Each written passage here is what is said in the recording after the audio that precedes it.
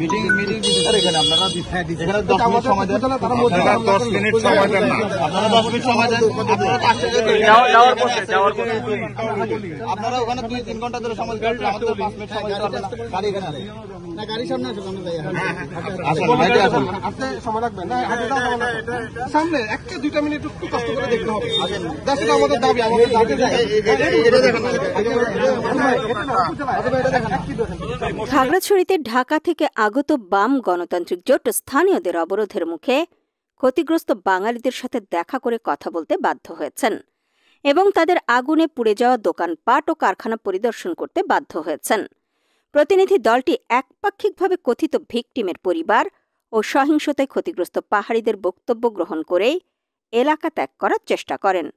এমনকি প্রতিনিধি দলটি রামসু বাজার থেকে 5-6 কিলোমিটার ভেতরে পাহাড়ি এলাকায় অপরিচিত ব্যক্তিদের সাথে গোপন মিটিং করেন, যেখানে কোনো বাঙালির উপস্থিতি নেই এবং সেখানে সংঘর্ষেরও কোনো ঘটনা ঘটেনি।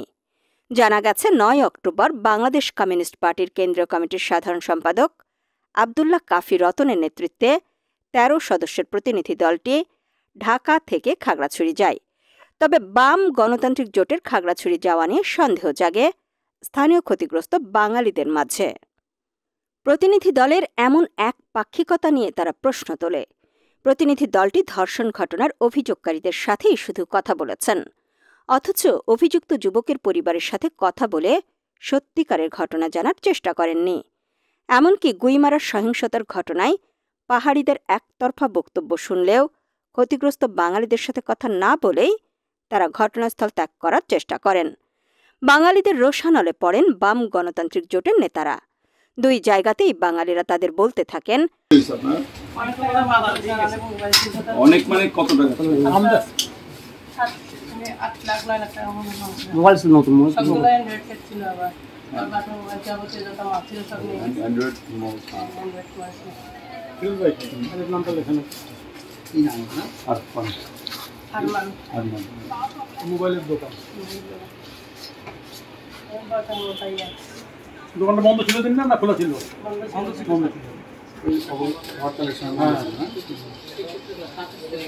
আনুমানিক কত টাকা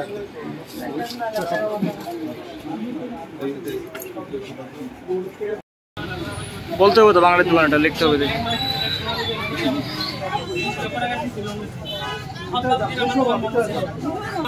তালা ভেঙে চারিদিকে তালা ভেঙে তালা ভেঙে নিয়ে গেছে আমার সব একদম লাস্ট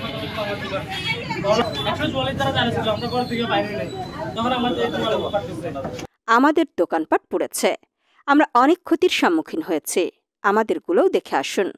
কিন্তু এতেও রাজি হয়নি আবদুল্লাহ কাফির নেতৃত্বাধীন দলটি। এক পর্যায়ে বাঙালিরা তাদের পথ অবরোধ করলে তখন তারা বাধ্য হয়ে পুড়ে যাওয়া কিছু বাঙালির দোকানপাট দেখতে যান এবং সেখানে কিছু লোকজনের সাথে কথা বলেন।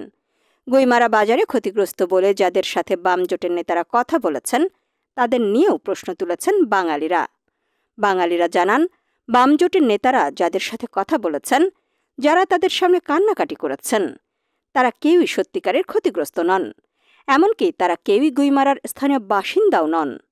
তাদের কথা শুনে মনে হয়েছে তাদের প্রশিক্ষণ দিয়ে আনা হয়েছে। গুইমারার পর প্রতিনিধি দলটি রামসু বাজার থেকে 5-6 কিলোমিটার দূরে গহীন পাহাড়ের ভেতর নির্জন একটি স্থানে যায়, যেখানে কোনো বাঙালির ঘরবাড়ি নেই, বসতি নেই, দোকানপাট নেই এবং মূল ঘটনার সাথেও সম্পৃক্ত নয়। গোপন সে জায়গায় আগে থেকেই রাখা ছিল চেয়ার টেবিল, খাবারের ব্যবস্থা। ওই জায়গায় বসে অপরিচিত ব্যক্তিদের সাথে গোপন মিটিং করেন তারা। পরিচিতদের মধ্যে সেখানে শুধুমাত্র কৃপায়ন ত্রিপুরাকে দেখা গেছে। উক্ত এলাকায় কোনো বাঙালির উপস্থিতি ছিল না। এ বিষয়ে পার্বত্য চট্টগ্রাম নাগরিক পরিষদের খাগড়াছড়ি জেলা শাখার সাধারণ সম্পাদক এস.এম. মাসুম রানা জানান, যখন মারমা পাড়াতে আমরা যাই তখনই তারা গাড়ি নিয়ে দ্রুততমভাবে ওখান থেকে বের হয়ে আসে। পরবর্তীতে আমরা তাকে শনিবার বাজারে আমরা তাদেরকে ব্রিকেট দিই। ব্রিকেট দেওয়ার পরে বাঙালি যে 13টি দোকান যে ক্ষতিগ্রস্ত হয়েছে প্রত্যেকটা দোকান আমরা তাদেরকে ঘুরে ঘুরে তাদেরকে আমরা দেখাই এবং পরিবেশটা কী ছিল ওই সময় সেই পরিবেশটা তাদেরকে আমরা তুলে ধরি। দেশের প্রচলিত আইনে যদি কেউ যদি দর্শন কোনো যদি অপরাধের সাথে সংগঠিত হয় তাহলে তার বিচার আইনিভাবে পরিচালনা হবে বা জনগণ তাদের আইনকে শ্রদ্ধার সাথে সেই অপরাধীদেরকে ধরিয়ে আইনের আওতায় দিবে, এটা আমরা তাদেরকে স্পষ্ট করেছি।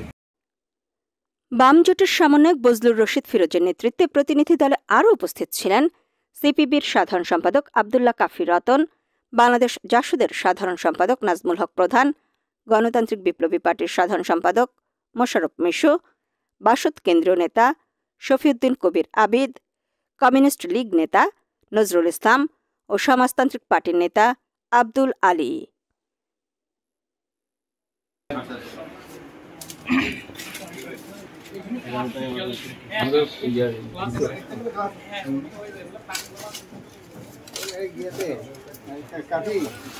বিদেশি ষড়যন্ত্র আমাদের আছে, আমাদেরকেও মিসগাইড করে, ওদেরকেও মিসগাইড করে।